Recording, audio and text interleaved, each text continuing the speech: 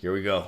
Hello there, Internet. Mogwai here, and I got yet another Legends of Runeterra video for you guys today. Today, I'm a little bit nervous, not gonna lie, because we are gonna be covering the patch 3.4 notes, and this is gonna be a raw reaction. I don't know what other types of reaction there really are, but essentially, I have not looked at these notes. I'm just gonna react to them live on video. And we're going to see what this balance patch is all about. 33 changes plus 3 new cards, which are a part of the balance experiment. I knew about this prior. I didn't know how many of them there were going to be, but they did give me one, which I shared on Twitter. But in case you don't follow me there, I'll be talking about the new cards revealed as well. Like I said, it's a total of 3, and they're all spells. So yeah, in case you don't know why I'm anxious about this is a pretty important patch. In fact, I believe this to be the most important patch in Legends of Runeterra history, and it's going to be really, really key. So I'm just stalling at this point. I don't know. Let's dive into it, and let's see what Papa Riot has in store for us. We are recording, right? This is the one time I cannot fuck up the recording. All right, we are recording. I have indeed checked, and yeah, it seems like the screen is well set. All right, let's take a look. Let's see.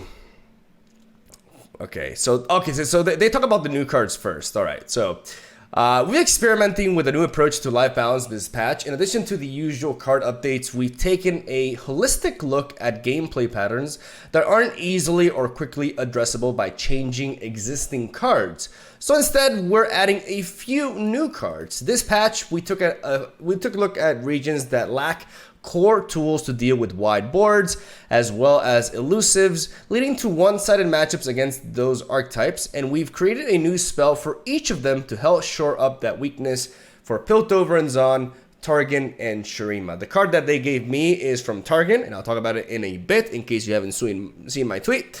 But Desert Duel is an interesting one because I want to hear their thought process. I know of this card, but I don't know exactly why it's a thing. While we have some other changes in this patch to help Shurima handle multiple enemies, Shurima has always been reliant on vulnerable to address single targets.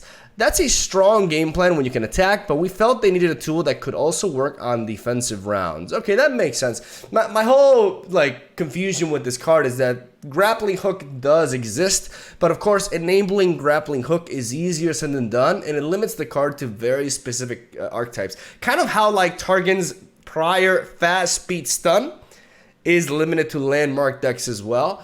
I feel like Desert Duel is a more generic and more just reliable resource to actually enable striking within Shurima. Striking, every single one of these cards that have been added to these 3 regions are not giving the regions something that they couldn't do prior, but in a way they're enabling to do that thing that they could do better, right? And Desert Duel does accomplish that. It's a more reliable variant of grappling hook, and kind of like a counterpart to Demacia. It's obviously very weak, but Shurima is not intended to be good at striking spells like Demacia is. So here we have Desert Duel. There's a video for each actually, and here's the card that they showed me, Celestial Wonder, which is a 5 mana, we could watch the videos if you'd like, but I mean, it's pretty straightforward. We know how the card functions. Give an enemy -2. I haven't actually gone over the card because I already saw it, but in case anybody's watching this video, I probably should talk about it. So 3 mana, give an enemy -2 power this round, an ally, and that enemy strike each other. So essentially a slow speed,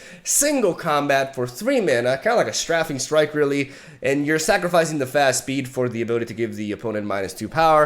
And here they showcase a scenario. I wasn't prepared to have to use my headphones here actually, but here we see Desert Duel being applied with LeBlanc onto, and for some reason a cracks Poppy open or something. That's strange. But it takes away the power. It allows LeBlanc to strike Poppy outside of the combat phase.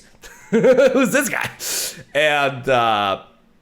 And yeah, allowing them to exchange in that. So Celestial Wonder is the card that they gave me. I did tweet about it an hour prior, but essentially it is a 5 mana fast speed stun spell for Targon that allows you to stun 2 enemies. Targon City Yasuo is here.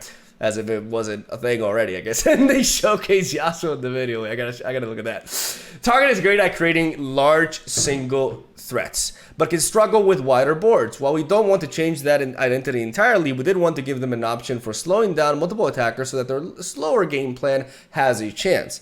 Mostly like the invoke-centered late game, right? Being able to deal...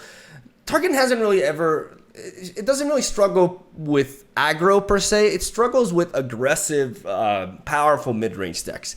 Being able to develop strong boards and apply way too much pressure for them, right? So I do believe this card is going to be very strong for the region, because I feel like I have like a nose here. There we go. It's going to enable them to essentially deal with open attacks and just beefy mid-range decks. Also here, I mean, we see an example here with Ari into the Flame Chomper as well, and of course Yasuo with the perfect 2 health on each unit. You know, we're gonna take a look at that. But effectively, like, this card is actually really strong. I think for Target, it does a lot.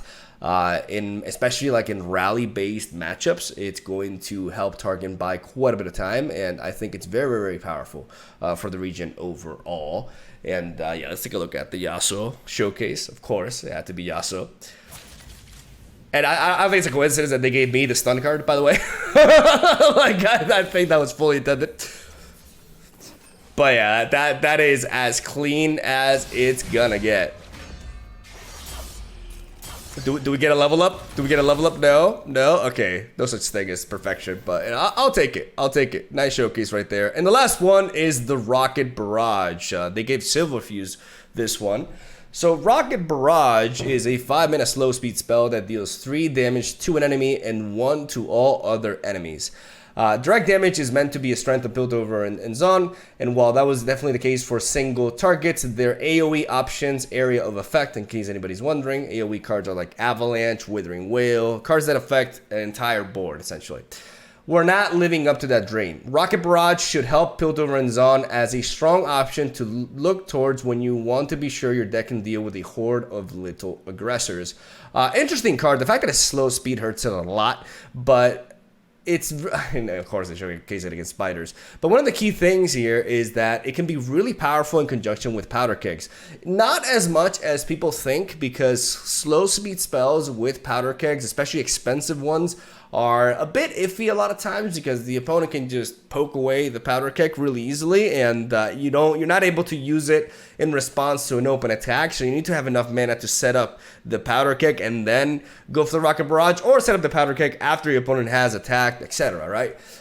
Enabling that is going to be easier said than done. But if you do set up powder kegs with Rocket Barrage, or even combine it with Line 'em Up, for example, this card could deal some insane damage to the entire board, and it's pretty fun. I'm not sure how competitive this one will be, but I think it's going to be really, really fun to mess around with, and I can't wait to bring back some Piltover and Bilgewater kegs, and I'll definitely be messing around with this card. Not only with kegs, but also with Funsmith as well. You know, Funsmith turns it into 4 damage to an enemy and 2 to everything else, which is just absolutely bonkers, right? So, yeah, those are the cards. We actually already spent 8 minutes talking about this. I think I'm going to have a timestamp as I go into reacting to the card updates. So without further ado, here we go. No point in stalling any further. Let's do this. Let's read here. As they mentioned in the new card section, we wanted to make sure that every region had some tools to deal with the threats they might face. We also wanted to help out a couple of underutilized champions that give some general adjustments to some of the decks that have been leading the metagame for a long while. That being said, there are a few cards not being updated yet that we want to provide some extra context on. Yordles in Arms. We work on these patches several weeks in advance. Oh, God.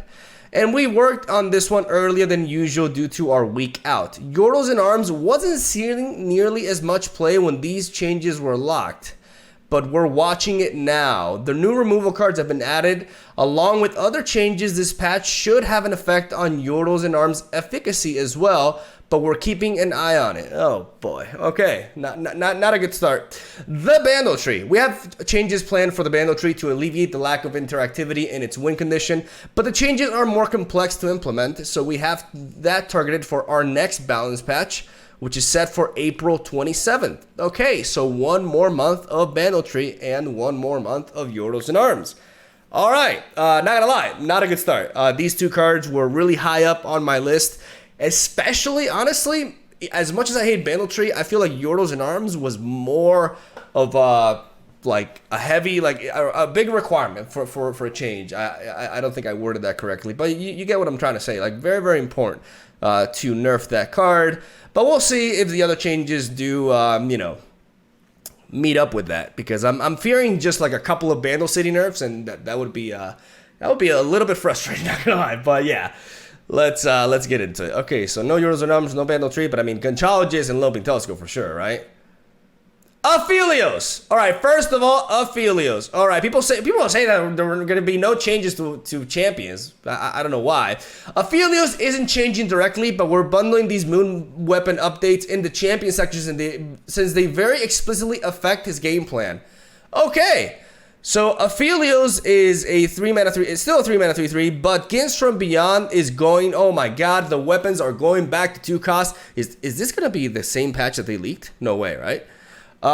So they changed the cost from 1 to 2, and the cost from all the moon weapons is at 2. Moving Ephelios' moon weapons to 3 mana helped contain him at a time when he was dominating the meta, but as we've also adjusted other cards he works well with, and as the game has grown, we think that moon weapons would be mostly safe at their original cost again. I am all for this. I am all for this revert. I think the meta can allow this to happen. I think things have sped up quite a bit, and even, you know, old Ephelios should not be as dominant as he was prior, and I think he was just ultimately unplayable really at 3 mana with his moon weapons. So I'm really excited about this. I'm also excited about Gifts from Beyond going back to 2, so that just decks like Lee Sin don't get to use this card as easily, even though it's technically the same cost into a Crescendum, but playing Gifts Beyond on its own to enable Eye of the Dragon can be easier said than done now. And because now, even if you have 1 mana left, you can't actually just go for the Gifts from Beyond prior to get that second spell trigger for the Dragonling, etc. Right? So, really happy with this change initially, and that's a great. Wait, they also changed Crescendum though. Crescendum presented a balance problem at any reasonable cost because its ability to consistently retrieve a specific powerful 2-cost unit from your deck. While this did offer some interesting deck building challenges, it also limited our ability to make strong 2-cost followers in the future. So now it says summon a 2-cost follower from your regions. So it no longer pulls from the deck. It is just absolutely random right now. I think this change, I mean, it fixes a lot. I mean, it's a huge blow to Lee Sin, which I always love to see. But at the same time, it incorporates even more variance onto the game, which is not what I like to see. But if I have to pick my poison, I'm going to choose this one, I think. So I'm actually pretty okay with this change, even though I'm I'm at a point where I'm like, RNG, RNG, you know, get that shit out of me. So, you know, I'm a bit iffy on adding more variants, but I think in this case, it's fine. All right. Azir, you've some... Oh my God, I think this is the same patch. Azir's love of units and Shurima's love of landmarks led to some internal strife, especially in Shurima-only strategies. This change should help Azir players feel better about their board, no matter how they're feeling it. So now it includes landmarks as well, which can incorporate some synergy actually with Seraph and also with the Mono Shurima Buried Sundisk archetype as well. So that's certainly an interesting buff right there. I'm not sure ultimately how relevant it will be because I don't know how well Azir mixes in with some of these decks. But I mean, in decks like Azir Aurelia, for example, you are playing the Emperor's Days at the very least, right? So there is some improvement there. And here we go. Nar changed to a 3/3. So he keeps the quick attack, he keeps the overwhelm, and the stat lines are inherently nerfed. You may have seen Nar around Runeterra occasionally recently, and while we're happy to see a newly released champ succeed, there can be too much of a good thing. We wanted to make a smaller change to tone him back without making him completely un-mega. I mean, it's a significant change. Like, it may not seem like that much, but with the quick attack, this is a strong revert, and I'm actually really interested about Panasian. And it's definitely good. It's not exactly what I wanted. I feel like still quick attack with the Mega Gnar is very powerful, and I think the fact that it's generating you a Poke Stick is still really strong. but it is easier to block into. It's less menacing. Mega Gnar is less menacing, and one stat can definitely go a long way. Will it be enough for Gnar to not be as universal as it is? Time will tell. I'm on the fence about this one, but it is definitely a decent nerf at that. And we got a stat reduction for Pantheon. Not what I wanted. I don't think this is nearly. I mean, in Gnar it's much more because he's more of like a, you know, he's not a snowball champion in that regard, right? But with Pantheon, I don't feel like this does much at all. Personally, Pantheon has been succeeding in a number of strategies, and with this new feline running around, we felt like he needed to pack a little less punch on his own. Yeah, one power less on a unit that just snowballs like crazy. With the faded keyword, I don't really believe when it comes to faded units, stat reduction changes aren't nearly as impactful. I think we've already seen that with the Wounded White Flame, and I'm not happy about this one. I think Pantheon deserved a bit of a stronger nerf than this, and I'm not sure how much this will affect his viability at all, to be honest. So definitely not too hot on this one. Pike, okay, this is the patch that was leaked. I don't remember the patch entirely. Like, I only looked at it. I actually assumed that it was fake. But it does seem like this is completely the case because Pike got nerfed as well. Pike reduces the power from 2 to 1, which will definitely slow down his level up considerably and will weaken the death from below. Pike is definitely the most infuriating aspect of Lurk. And I can stand behind this nerf personally. Lurkers have been a consistent force for a good bit of time now, and while they aren't completely dominant, we think that taking down a few teeth off the sharks could let other decks shine more. You can see the Surfside Dunebreaker change further along in the patch notes as another example. The Surfside Dunebreaker. The Surfside Dunebreaker, what card was that? Was that the Predict one, I think? Pretty sure that was the Predict one.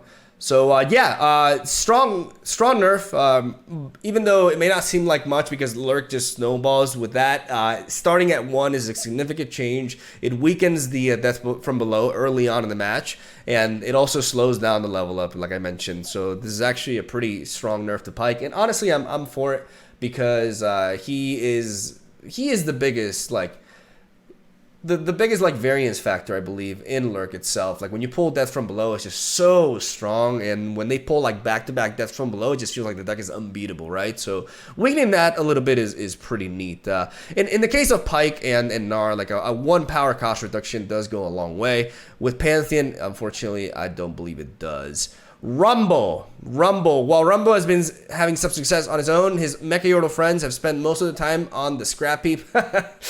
Hilarious. We're giving several of the weaker mechs a tune-up and making sure Rumble plays more nicely with his Mecha Yordle pals.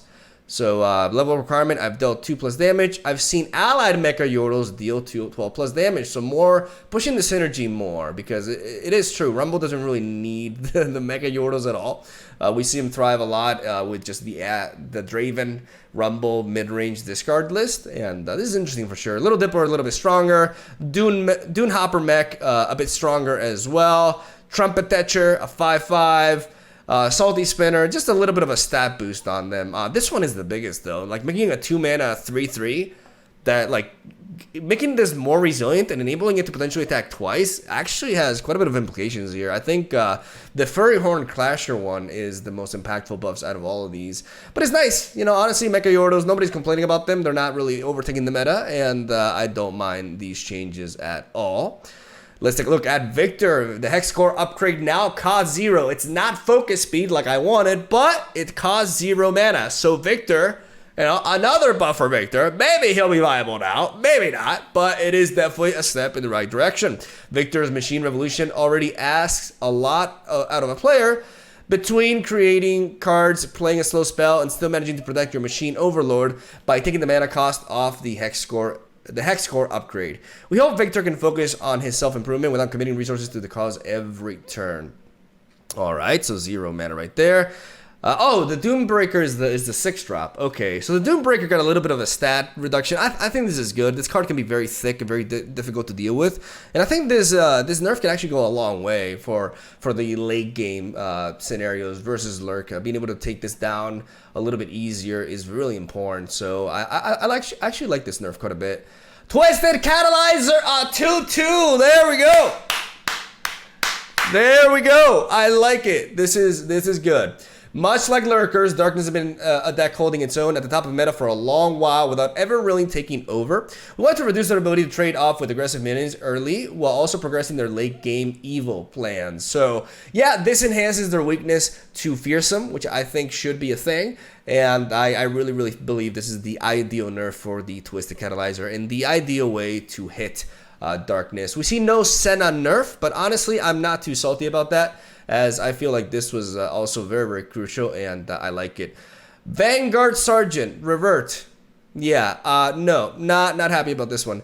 While we were glad to see Vanguard Sergeant become more of a general use tool for Demacia, access to a well-studded body and for Demacia, which is too good a deal for the Scouts deck, we're turning this one back, but going to look at more changes to Elites in a future patch. I don't think this was ultimately needed. I think Vanguard Sergeant was definitely very strong for the archetype, but I think there's other ways to hit it. And I, for one, like this change for Vanguard Sergeant, and I don't feel like the biggest issue with Scouts is the units themselves. I feel like the biggest issue is Rally, and I would rather they target Golden Ages than Vanguard Sergeant 100%. If we don't see a Golden Ages change here, then yeah, not too content about this one personally. Okay, here we go. Okay, so 2-1.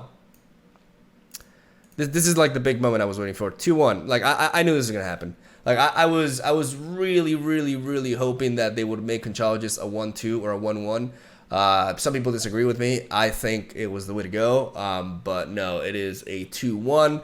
And Loping Telescope though got absolutely murdered as a 3 mana. Like at least I'm happy about that. While Bento City is meant to be good at manifesting answers, these two were doing so at a remarkably efficient rate. And that's all they got to say about that. Well, I mean, they should have let off with this. Is that the only Bento City nerfs?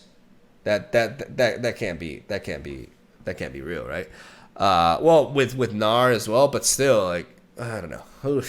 Yordles and Arms, yeah, I think that's it. Oh my god. Loping Telescope as a 3 mana 2/2 is definitely a huge hit to the card. Like, this card will be dropped from a lot of decks. Like, playing a 3 mana, I mean, it is a 2/2, so it kind of like, it shares the stat line with the Mayor, but it doesn't have the reduction from that, and I feel like it is definitely a big blow to the card. Conchologist is a 2/1. I mean, it's better than nothing, right? You're able to trade, you're able to ping it down, amongst other things, and it's definitely a big hit for it, but I do feel like the Conchologist being able to trade into 3/2s is really strong for Bento City as a region, and yeah, I feel like the Conchologist, I would have liked to see Conchologist absolutely just murdered, honestly, like that's just me, or at least his manifest ability changed in some sort of way, because it is incredibly flexible personally. But I am happy with the Loping Telescope one, because I think it is a significant change, that they haven't changed the text or anything like that, so the variance is still there, but making it a 3-drop is a considerable change. And like I said, I think this is exactly the patch that was leaked, actually. Like, it's looking exactly the same. Paddle Star being changed to dealing 5 to an enemy that attacked this round or is stunned. Target is meant to be good at handling single threats slowly, regardless of size. Paddle Star was certainly nailing the slowly part, but was failing short against larger targets. This is able to now deal more damage, which makes it is Zoe's signature spell, so it is a bit of an indirect buff to Zoe, and I feel like it's fine. Like, this card wasn't seeing any play whatsoever, and I think it's still like you are effectively paying 5 mana, right? Like, to stun something at slow speed and then to deal like damage to it. So yeah, pretty reasonable buff, honestly. Quicksand, yeah.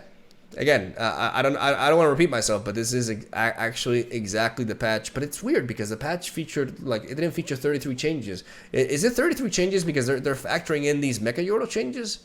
1, 2, 3, 4, 5. I mean, we'll see. We'll continue going down. Because I don't remember the patch exactly, right? Because I just skimmed over it because I really did not expect Riot to leak the patch in any way, but I guess it did happen, because this is exactly what it was saying. Quicksand being changed to give one enemy -4 or 2. Okay, this is different, I think.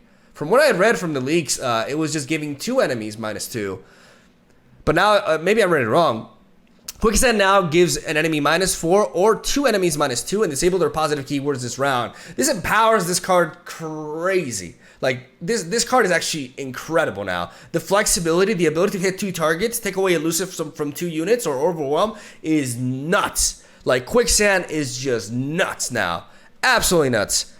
Insane buff. Insane buff because it's essentially gaining flexibility at no price whatsoever, which is just amazing. Crazy buff that actually makes it potentially significantly better than Hush in many, many decks now, which wasn't the case before. Really, really strong buff to Quicksand right here. She Who Wanders obliterates all units with 4 or less play in hands, which means she hits champions now as well. For a 10 mana play, I think it's all right.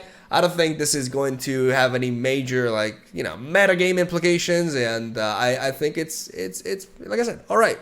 You know, we come all the way since She Who Wins was dominating lore, and since she was restricted to only followers, she has mostly wandered out of people's decks. We still want her to be a top-rate finisher, and letting her disrupt the opposing game plan more effectively will hopefully give her a role as a late-game option. Sheriff Lariat Rose getting a stat buff from 6.5 to 7.6. You know, classic epic buff that I don't think will change much at all, but it is a buff. She has a strong effect when she enters play, but was often unable to lay down the law effectively on her own. With a few extra stats, we think she'll be a more effective answer for Bilgewater decks looking to answer larger units. Sharpsight getting nerfed to +1/+2, and Twin Disciplines changing give an ally +2 power or +3 health this round. A weird change to Twin Disciplines. They want to preserve Twin Disciplines' ability to protect, but at the same time taking away its ability to deal damage. I'm not sure. I mean, it is a nerf, right? It is going to make the card inherently worse, but I'm not really sure if this was the most elegant way to do it. And ultimately, if this is going to change too much at all, because the vast majority of the times, Twin Disciplines is used defensively, right? To give something +3 health for 2 mana, which is a very, very strong effect, especially for a region like Ionia to have. But it does take away from the flexibility of the card and allowing it to also enable you to push lethal with elusives and or combine with units like Ahri to deal more damage, for example. So, again, it is factually a worse card than before, but I'm not sure how relevant this nerf will ultimately be. The Sharpsight nerf will be pretty, it's definitely pretty impactful for sure.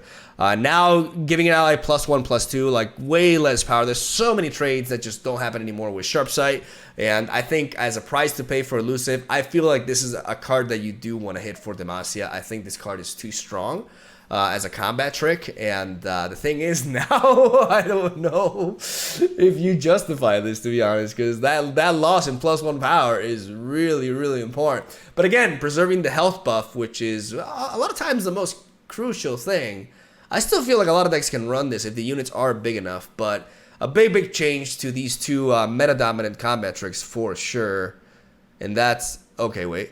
As we're looking at how to enable more interaction for various regions, we realized that these two premier combat tricks were a big part of what made it feel so hard to answer opposing threats. Yeah, but this doesn't change with Twin Disciplines. While we like that both Twin Disciplines and Sharpsight are both great defensive answers to removal, the fact that they were also excellent on offensive meant that decks could include them without losing any aggression.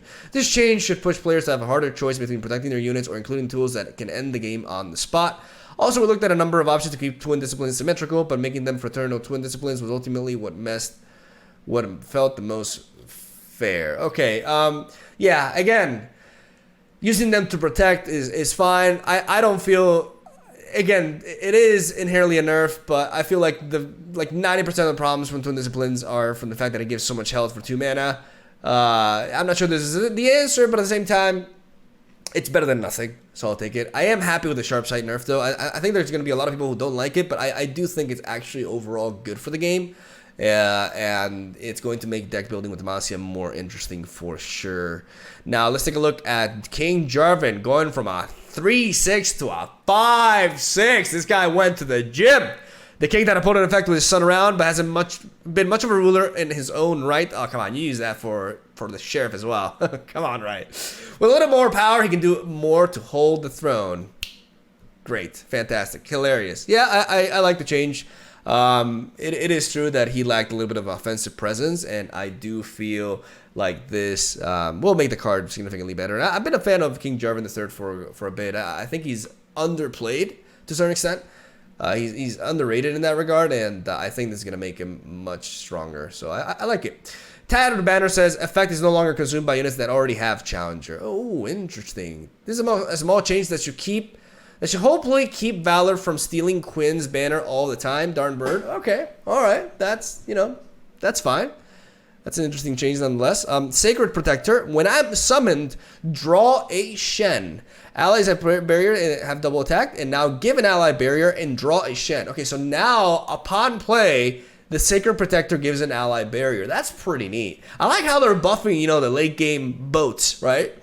I think this is nice. Honestly, I think this maybe could do a bit to bring this card back to Shen Jarvan, or maybe not. We'll see. What else do we got here? Sign of Malice. Now costing 3 mana. This is actually a significant buff. Well, we don't want Sigil of Malice to be... Did I say sign? While we don't want Sigil of Malice to become a premier damage spell without reputation, it can afford to be a little bit less embarrassing. No, this change only affects the base cost. The cost after reputation is still 1. Alright, Timmy? This card does not cost 0 now if you get reputation. Keep that in mind. Yeah, I think it's reasonable. I think the card was really expensive if you didn't meet the reputation, and it is a bit of an indirect buff to LeBlanc as well. So yeah, I think it's nice. I'm not sure it was super needed, but yeah, it's pretty neat. Calculated creations now give the units created +1/+1. I mean, considering we have a bunch of cards from Bandle City that just create cards and give them +1/+1, like the Fae one, for example, I think this change, should have happened even sooner, to be honest. And I feel like it's, cause it's still a lot of mana that you're investing for essentially, either a 1-drop, a 2-drop, or a 3-drop, right? I don't know if this makes it playable because it's still a heavy, like I said, 2 mana is a lot, but, yeah, but it's better than it was before, at the very least. Flash Bomb Trap. Whoa, a change to Flash Bomb Trap. I don't remember this. Like I said, I don't really remember the patch. Like I skimmed through it like really fast, so maybe I'm forgetting shit. But I don't remember seeing this. Change. Cards that previously planted Flash Bomb Traps in the top 10 cards of an opponent's deck now plant them in the top 8 cards of an opponent's deck. This affects Caitlyn, Sting Officer, Advanced Intel, Justice Rider, House Wump. House Wump? What is House Wump? Piltover Peacemaker, and various items and powers in the Path of Champions. What the fuck is a House Wump? That has to be like a Path of Champions card, right? I mean, I never heard of that card before. That's definitely not in the actual card pool. All right, so yeah, a buff to Flash Bomb Traps and a direct buff to Caitlyn as well. So very nice to see, honestly. I think it makes them like less RNG heavy. And it makes them just overall better, which I am all for. So yeah, I did ask for a change. I actually asked for this as well. Okay, that's nice. Careful Preparation going down to 2 mana. Careful Preparation can let Predict pull off some really exciting and tricky plays, but it was just too expensive to really make the cut. Yeah, I like this. I think at 3 mana it was way too expensive, but now you can make some interesting plays with this card, for sure. I like it. I like the change there. Camphor! The Dow! Oh my god. The one who corrupted Grappler. Is a 6/5. Oh, that's it? Oh, and change. When I'm summoned, if you've targeted allies 6 times, when I'm summoned, if you targeted allies in 4 different rounds this game, grant me Spell Shield, Overwhelm, and Challenger. Oh, and that's it? Oh, okay. While Camphor and Pantheon might not get along, we didn't like that they also asked you to track 2 different forms of targeting allies. It was also looking doubtful that Camphor would find a place in any decks at her current stat line. Oh, it's a she? I didn't know. So we decided to also give her a slight boost. All right, maybe Camphor will actually be playable now. Unfortunately, it's kind of like the Pantheon archetype, which is a little bit, and that's that. And new champion skins. What is this? The Inferno. Oh, Inferno Shen. Okay. All right. Coming in clutch with the recent. Okay, and the board. Inferno Kennen. Inferno Pantheon. Inferno Galio. Inferno Swain. Now that's dope. And the board looks sick. With the Inferno Poro. The Inferno Gloomtooth. Okay, this is pretty sick. These cosmetics are pretty sick. But let's go. Oh, and this is a Shen and Galio. Oh, there's an Inferno. I missed the Inferno Galio somewhere. Yeah, Inferno Galio as well. Okay, that's okay. The skins are really good. But let's get back to this. Okay, so these are the 33 changes. Let's go over the nerfs to Bandle City again, the total amount of them. All right, we have one. All right. We have one nerf, and we have 2 with Twisted Catalyzer, 3, 4. 4 nerfs to Bandle City. Yeah. Yeah, I'm not gonna lie. Not happy with the Bandle City aspect of this balance patch at all. I think I did mention in my video stuff like the paper back dragon. I mentioned that just to mention it, honestly. Like, I didn't really feel like that was important. I also agreed that mini morph wasn't important either. The Pokestick change that I mentioned was not ultimately necessary. I do feel like the wall-up change would have been nice, but I also wasn't really expecting it to happen. But the fact that it didn't hit Bandle Tree, nor Yordles in Arms, nor any of the Fae cards, nor did they hit Golden Aegis, none of that is very, very disappointing. Because this is not going to change. What got hit? What got hit from, like, for example, like the Tristana Demacia deck, right? With the Faes and the rallies and just everything. What Conchages is a 2-1. They don't play Loping Telescope anymore. I mean, sure, like them losing Loping Telescope on 2 is a big deal, but man.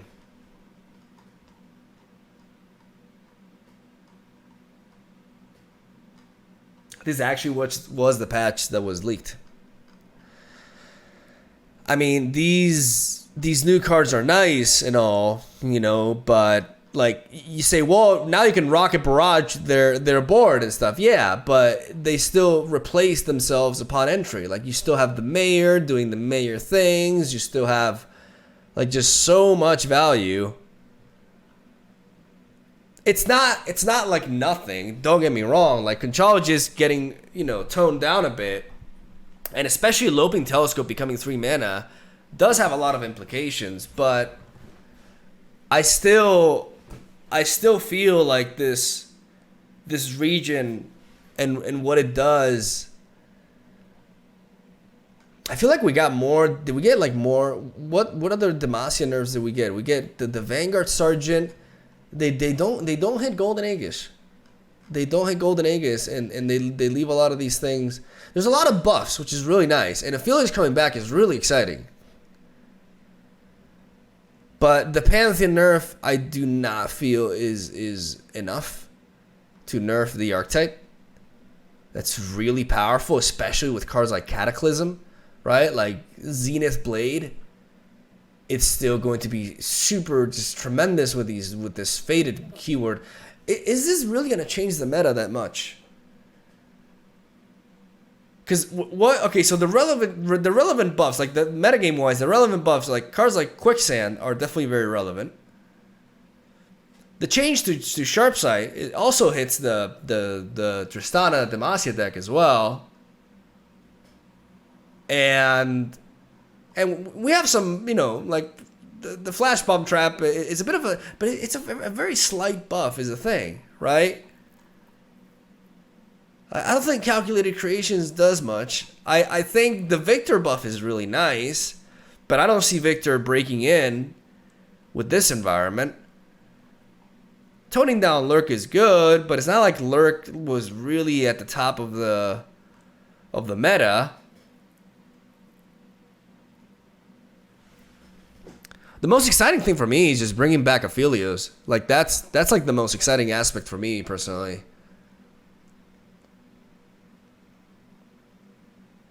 I'm not gonna lie, I'm a little bit disappointed. I didn't want them to just like completely gut Bandle City to the ground, but I mean, I kind of did. I wasn't expecting them to, but just hitting the 2-drops and not even hitting Conchologists properly, because I don't think this is gonna be that relevant at all.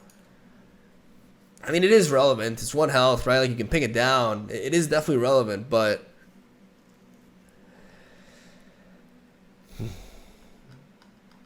just hitting those 2 and not hitting the like Gnar enough, You know, like not hitting his signature spell, like just leaving them with a 3-mana wallop, which is nuts, considering it's a signature spell as well. Like, and again, you know, not touching Yordles in Arms, nor Bandletree. I mean, they say they're gonna work on it, right? But it's just like another month. I think that there's a good chance that it's a good chance that we're underestimating the impact of this nerf with Loping Telescope. I think 3 mana, like I said, making it 3 mana is a huge blow to the card, for sure. I don't think buffing up the stats was needed, but I definitely do believe like this is going to hit Bando City quite a bit. But I just don't know if that's ultimately enough, personally. I feel like more needed to be done. I still feel like Yordles in Arms is nuts. And we've seen them hit like other regions harder in the past, you know, but for some reason, like they really just don't want to hit Bando City.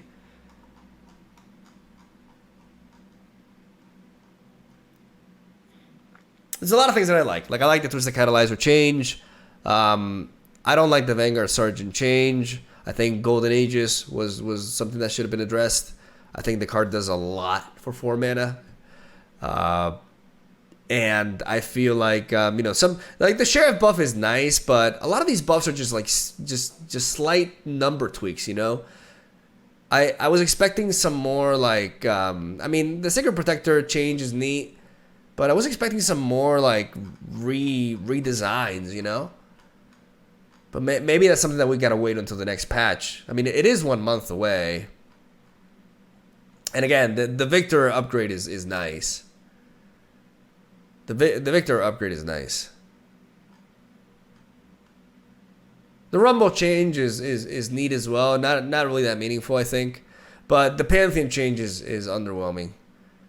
I think Pantheon will still be dominant. And I have a hard time like not seeing Bando City still be dominant as well. Again, maybe I'm not putting enough in weight onto the change to Loping Telescope, but I have a hard time visualizing it. You know, I don't want to get ahead of myself and just, you know, because it's hard to say until like, you know, because it is true that in a card game like this, minor changes have big snowballing sort of implications, right? But I wanted more. I wanted more. For Bando City, I wanted more for Pantheon. I wanted a more significant change to Pantheon. Not just Pantheon, I wanted a change to the deck. I wanted their ability to just like build up this crazy unit that we just cannot remove through sheer means unless we have stuff like Vengeance. And then combining that with Cataclysm, I feel like that's just busted. And I just don't think Faded got hit enough. Though I do like the change to Crescendum because it is low-key a nerf to the Lee Sin deck. But no change to Minimorph, because with these amount of changes, I would have expected a change to Minimorph, but not even that. Like they still have the Minimorph, they still have like endless production, you know, with Conchologist. Again, this is the thing that I'm happiest about when it comes to nerfs. But man, why didn't you guys hit Yordles in Arms? Like I know it was like weeks ago, but the data was already there. Come on now, like we've known Yordles in Arms have been busted for months, like you know. Yeah, it's not like a complete disappointment. You know, I'm being honest with you guys. Like it's not a complete disappointment, but it's I was expecting better, quite frankly. I was definitely expecting better. It's kind of like meeting at a bit of a middle ground for me, perhaps a little bit below, a little bit under, right? There are a lot of things that I like about this patch. But there's also, you know, 33 sounds like a lot. 33, but like 5 of them are Mecha Yordles. Like, come on, like the actual cards, bro. Actual cards. Yeah, like something like Sigil Malice. Like I don't. There's other cards that I just care so much about than this, and honestly like Calculated Creations as well. Careful Preparations is neat. Like, I like this. But I don't know, man. Like, Riptide Rex, bring it back. You know, there's a lot of stuff that you could target that would be really exciting. So yeah, that's it. That's like my impression. It's a very long video. I just realized, oh my god, I don't know how long I've been rambling, but yeah, I'm not satisfied, but I'm also not completely just, you know, in despair with this. Like I think that this will shape up the meta, and to a certain degree at least, and it gives us stuff to mess around with. But I really, really hope that they turn it up for next month, and just deal with these cards, and honestly start looking at Minimorph as well if you're gonna be so conservative with your Bandle City hits. That's where I'm at. So yeah, what do you guys think? Do you agree? Do you guys like actually really like the patch and completely disagree with me? That's completely fine. You know, like, it's just my opinion. I love for us to discuss a little bit about it. What do you guys think overall? Is it actually the same as the leaked patch? Because that may very well be the case. I'm gonna stop recording. I'm gonna look at Twitter and see what people have to say, because I'm actually really curious. And I'm gonna stop rambling. Thank you guys for watching. Stay tuned for daily Legends of Runeterra content. We are back, ladies and gentlemen. And I think maybe looking at Victor. I want to showcase some of the Infernal skins though as well. Hopefully not everybody's playing Yordle still. Fingers crossed. And that's where I'm going to leave it at. Thank you guys for watching. Stay tuned for regular content. Daily, like I said. Love ya. Have a soul day. Let me know what you think in the comment section down below. And I'll see you guys tomorrow.